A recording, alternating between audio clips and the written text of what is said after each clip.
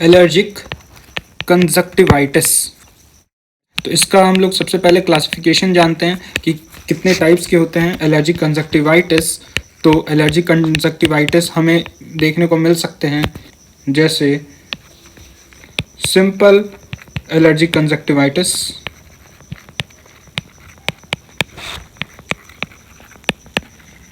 और simple allergic conjunctivitis में further 2 types के होते हैं। इनके नाम है जैसे ये हो सकते हैं seasonal allergic conjunctivitis, perennial allergic conjunctivitis. इसमें नाम से स्पष्ट होना चाहिए कि अगर सीजनल है तो ये किसी स्पेसिफिक सीजन में होगा, ये मतलब ईयरली नहीं होगा, और पेरिनियल पूरे ईयर भर रहेगा ये। और इसके बाद हम लोग आते हैं वर्नल केराटो कंजक्टिवाइटिस,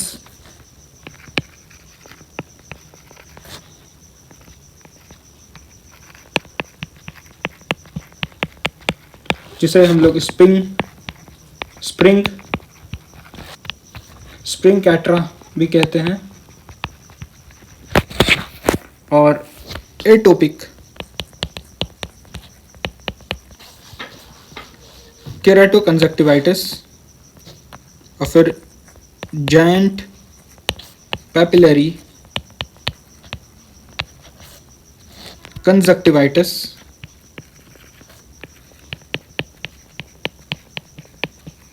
और फाइलेंटिकुलर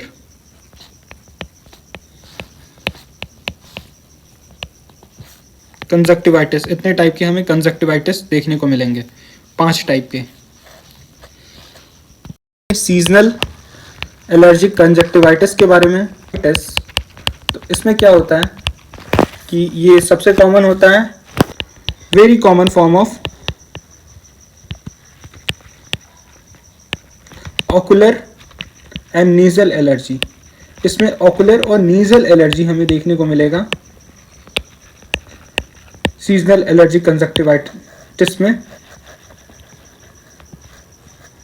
और ये कैसे होगा? Mainly due to airborne infection, airborne antigens जैसे होंगे इसमें पोलेंस, कुछ फ्लावर्स हो सकते हैं या फिर कुछ एनिमल्स हो सकते हैं। तो बेसिकली ये एलर्जी के कारण होगा ये सीजनल एलर्जिक कंजक्टिवाइटिस। और इसमें क्या होता है बेसिकली कि ये होता है आईजी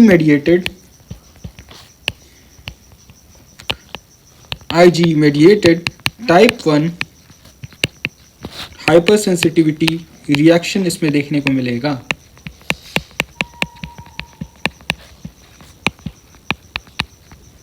हे फीवर भी इसमें समर में देखने को मिलेगा, हे फीवर इन समर। इसलिए इसका कैरेक्टरिस्टिक नाम भी है, इसका दूसरा नाम हे फीवर कंजक्टिवाइटिस।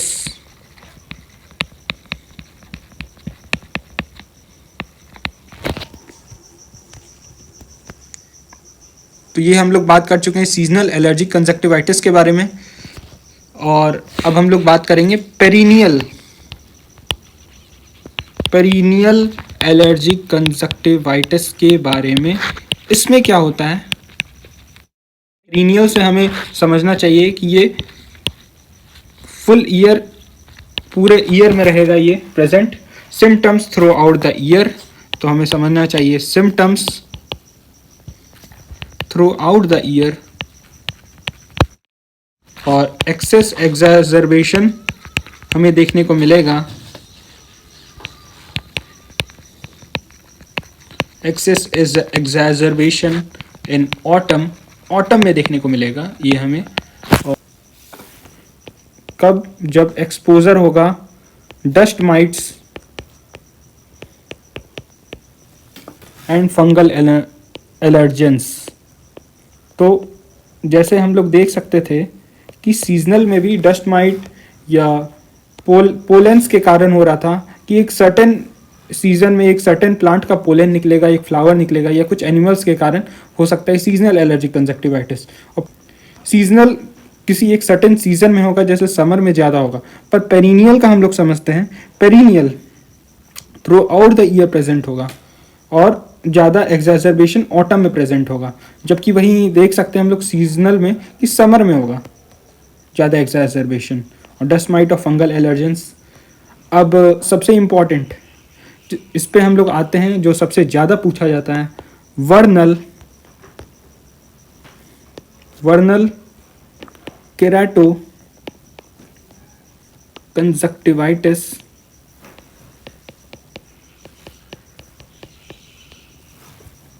ये क्या है कि इसमें क्या देखने को मिलेगा कि ये रिकरेंट होता है, बाइलैटरल प्रेजेंट होगा, ये बाइलैटरल और सेल्फ लिमिटिंग होगा ये।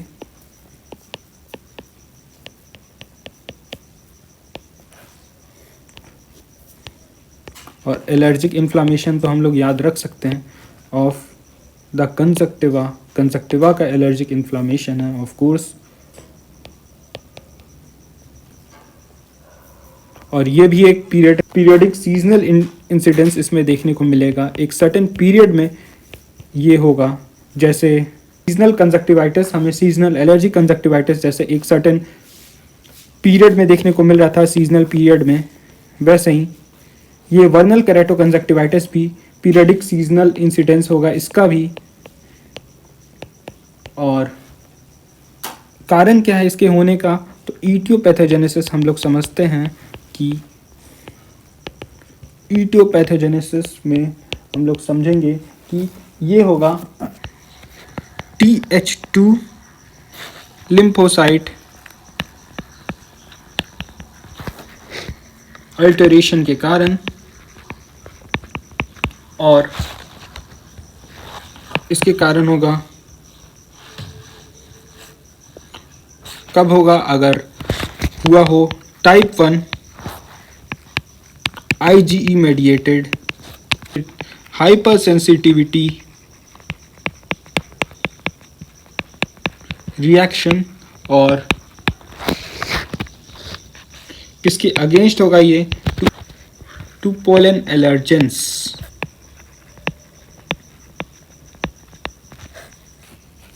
और प्रीडिस्पोजिंग फैक्टर्स हमें इसका समझें तो ये किसको लीड करेगा।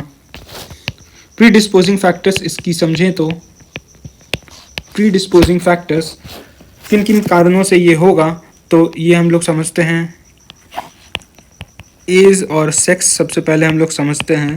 तो किन लोगों को ज़्यादा इन्फेक्ट करेगा ये, तो मोर कॉमन होगा ये 4 to 20 ईयर्स के बीच में, मतलब यंग एज को ये इन्फेक्ट करेगा, और मेल्स को ज़्यादा इन्फेक्ट करेगा।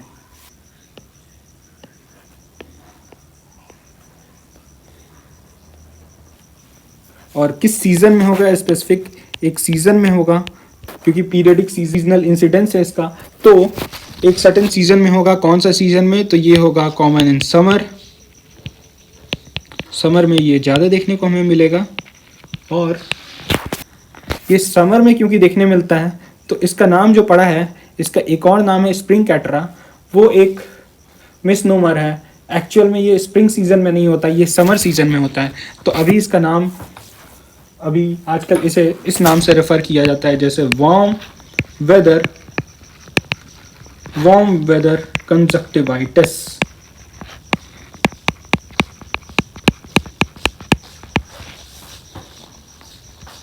और किन क्लाइमेट में ये होता है ज़्यादा, तो ये हमें समझना चाहिए कि कॉमन होगा ये ट्रॉपिक्स में, ट्रॉपिकल क्लाइमेट में ये ज़्यादा देखने को मिलेगा।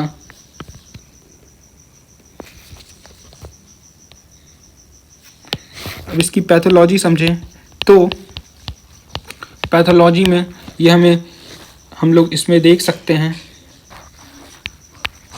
कंजक्टिवल एपिथेलियम। तो कंजक्टिवल एपिथेलियम में हमें देखने को मिलेगा ये हाइपरप्लेशिया इसमें होगा, एडिनॉइड लेयर देखें तो एडिनॉइड लेयर में हमें सेलुलर इन्फिल्ट्रेशन देखने को मिलेगा।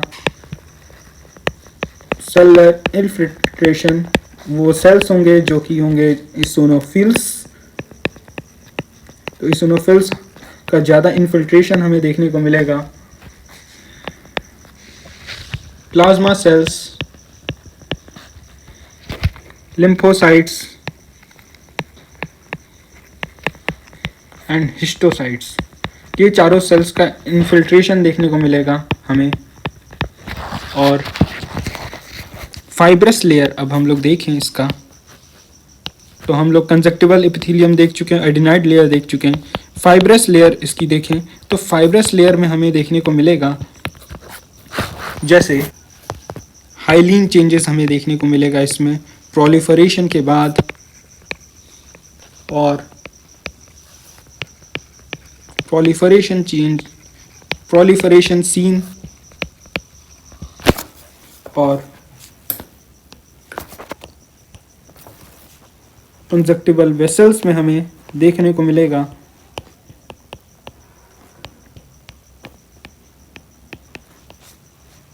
इसमें भी हमें प्रोलिफरेशन देखने को मिलेगा। Proliferation, vasodilation and increased permeability.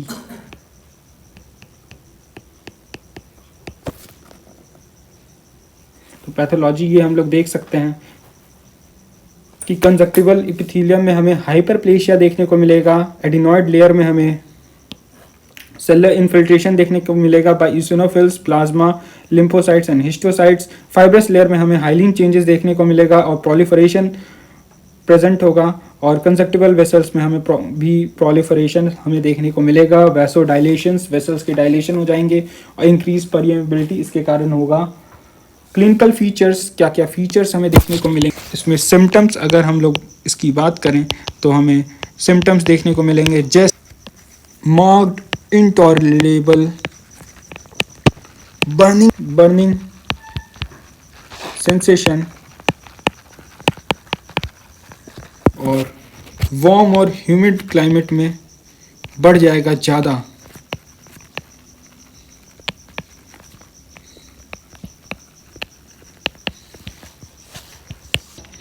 हमें सिम्टम्स और देखने को मिलेंगे जैसे लैक्रिमेशन प्रेजेंट होगा। लैक्रिमेशन, स्ट्रिंगी डिस्चार्ज, माइल्ड फोटोफोबिया यानी कि डायरेक्ट लाइट से डिस्टर्ब पर्सन को, और हैवीनेस ऑफ लिड।